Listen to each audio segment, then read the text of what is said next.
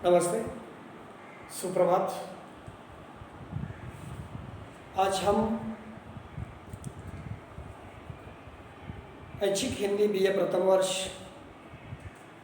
के अंतर्गत की पहली कहानी शुरू करने जा रहे हैं।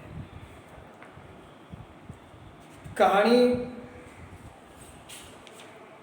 हिंदी के जाने माने कहानीकार एवं उपन्यासकार मुंशी प्रेमचंद जी इनकी है, लेकिन इनकी कहानी के पहले उनका पारिवारिक परिचय, साहित्यिक विशेषताओं को देखना अनिवार्य है। हिंदी साहित्यकारों के अंतर्गत सूर्य की तरह दैदीप्यमान प्रेमचंद जी का जन्म 31 जुलाई 1880 में उत्तर प्रदेश के बनारस के पास छोटे से गांव लमही में हुआ है। जब प्रेमचंद जी 7 साल के थे तब उनकी माताजी का देहांत हो चुका था और 15 वर्ष की आयु के अंतर्गत उनके पिताजी भी चल बसे थे।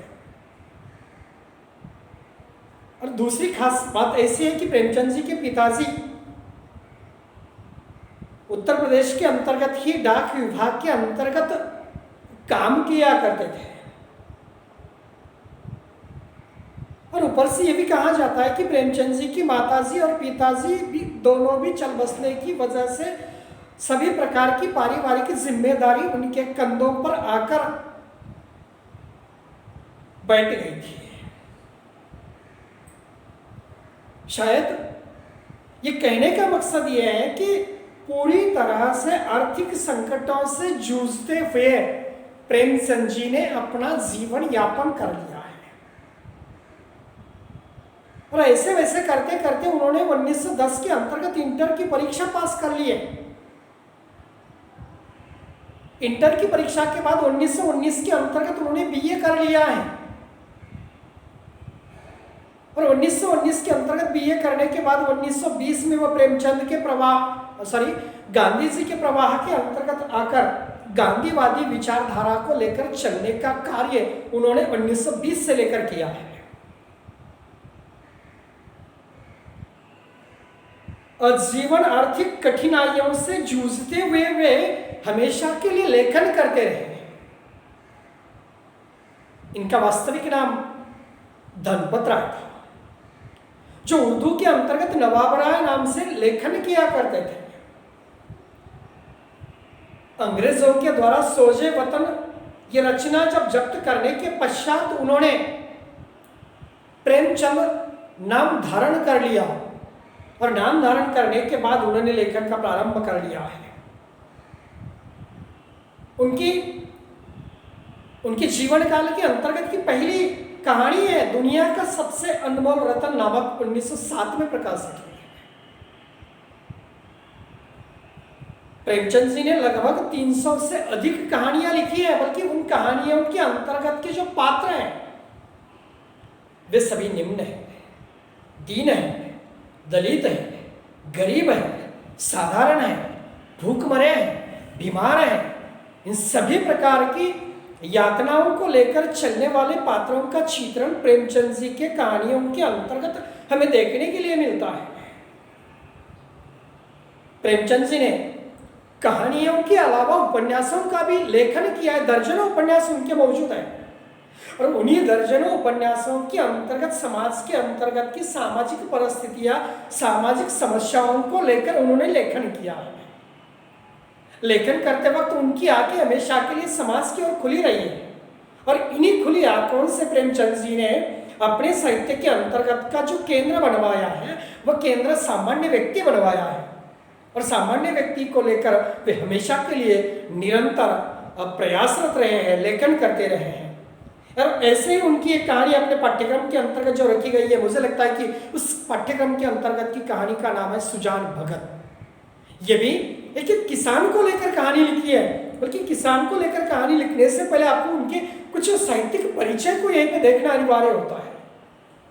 प्रेमचंद जाने माने कथाकार हैं, कहानियां उपन्यासों के अंतर्गत उनका जो लेखन हमें दिखाई देता, राजा महाराजाओं की महलों के अंतर्गत का चित्रण नहीं है उसमें। जो चित्रण उन्होंने किया है राजे महाराजाओं के महलों का या राजवाड़ों का, वो चित्रण नहीं है। वहीं से निकलकर उन्होंने खेत खलिहान झोपड़ी आदि से जोड़ने का काम किया अपनी कहानियों के अंतर्गत। कल्पना और मनोरंजन की दुनिया से विहार करने वाले कथा साहित्य को उन्होंने मनुष्य के जीवन के साथ जोड़ने का काम किया है। प्रेमचंद जी मानव मन की गहराई तक पूरी तरह से उतर चुके हैं। सुख, दुख, हर्ष, विषाद, मानसिक द्वंद्व तथा विविध समस्याओं को कथा साहित्य में रूपायित करने का काम यथार्थ रूप से, आदर्शवादी रूप से या इन दोनों के समन्वय से विविध प्रकार के पात्र, विविध प्रकार की कथा वस्तु, विविध प्रकार के प्रगतिवादी दृष्टिकोण को लेकर, मानवतावाद की स्थापना को लेकर उपेक्षित पात्रों के प्रति सहानुभूति जताते हुए प्रेमचंद जी कहानी साहित्य के अंतर्गत या कथा साहित्य के अंतर्गत आ चुके हैं। और इसी प्रकार के उनकी कई कहानियां प्रचलित है, प्रसिद्ध है। जैसे उदाहरण के तौर पर उनके कुछ कहानियों के नाम मैं आपको बताना उचित समझता हूँ। जैसे उदाहरण के तौर पर उनकी कफन नामक एक कहानी है घिसू और माधव को लेकर, जो अंतिम मनुष्य के अंतिम समय में मरने के बाद होता है कफन। उस कफन के लिए तक पैसे नहीं है घिसू और माधव के पास। ऐसी कथा को लेकर लिखी हुई एक उनकी कहानी है कफन नामक। फिर दूसरी एक कहानी है पूस की रात। शायद ये पूस की रात जो होती है दीपावली के बाद, पूस मराठी महीनों के अंतर्गत पूस महीना जो आता है, जाड़ों से बचने के लिए 3 रुपए का कंबल लेना है और 3 रुपए के कंबल के लिए उनके पास पैसे नहीं है। पेट को कूट काट कर यानी पेट को मारकर 3 रुपए बचाना चाहते हैं। किसान है, उसके अंतर्गत का दाम्पत्य भी 3 रुपए बचाना चाहता है, उस पर कंबल लेना चाहता है, लेकिन वो उसी वक्त कंबल भी नहीं ले पाता। इस प्रकार की संकल्पना इस कहानी के अंतर्गत हमें दिखाई देती है। फिर उसके बाद जो बड़े घर की बेटी नामक एक कहानी है, मेरे मायके में तो घी की नदियां बहती है, इसी प्रकार का वक्तव्य करने वाली बड़े घर की बेटी नामक एक कहानी है कि गरीब परिवार के अंतर्गत आई हुई बड़े घर की बेटी जो है, बड़े घर की बेटी शायद उसके मायके के अंतर्गत घी की नदियां बहती है, लेकिन यहाँ तो सब्जी में डालने के लिए तेल तक मिलता नहीं। इसी प्रकार की संकल्पना शायद इस बड़े घर की बेटी के अंतर्गत आपको देखने के लिए मिलेगी।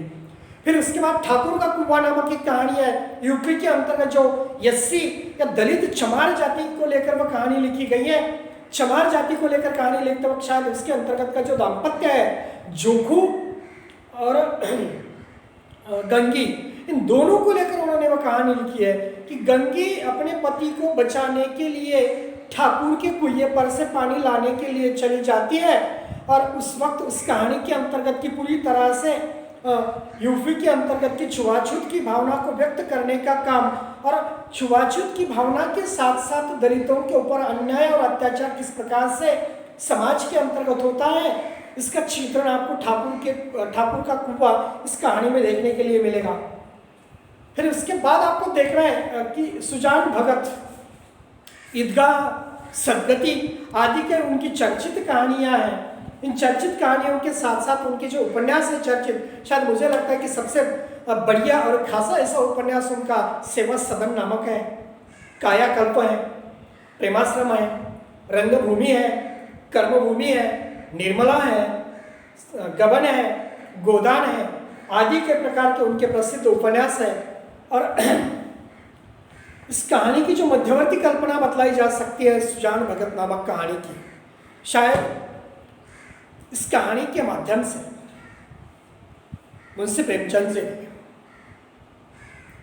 एक मूक किसान की गौरव गाथा को व्यक्त करने का काम इस कहानी में किया है। एक किसान की सदिच्छा का वर्णन, साथ में परिवार का यथार्थ वर्णन इस कहानी के माध्यम से किया है। प्रत्येक मनुष्य के लिए परिवार प्रारंभिक संस्था होती है और इसी संस्था के अंतर्गत की उपयोगिता मनुष्य की कब तक होती है, इसको लेकर भी बारीकी से वर्णन सुजान भगत नामक कहानी में प्रेमचंद जी ने किया है। एक व्यक्ति अगर श्रम द्वारा अपनी सार्थकता नहीं सिद्ध कर पाए तो उसके अधिकार खुद छीनकर परिवार के दूसरे सदस्यों के हाथ में चले जाते हैं और वह अपने ही घर में अधिकारहीन सदस्य की तरह जीवन जीने को मजबूर हो जाता है। एक ऐसे किसान के मनोविज्ञान को विशद करने का काम प्रेमचंद जी ने सुजान भगत नामक कहानी के अंतर्गत किया है। ये कहानी एक आदर्श के धरातल के ऊपर से उठकर खास युग अथवा पुरानी तथा नई पीढ़ी के नैतिक संघर्ष को व्यक्त करती है। नैतिक संघर्ष को व्यक्त करती है। पुरानी पीढ़ी नई पीढ़ी की स्वार्थपरकता को ताकती है और ताकने की बात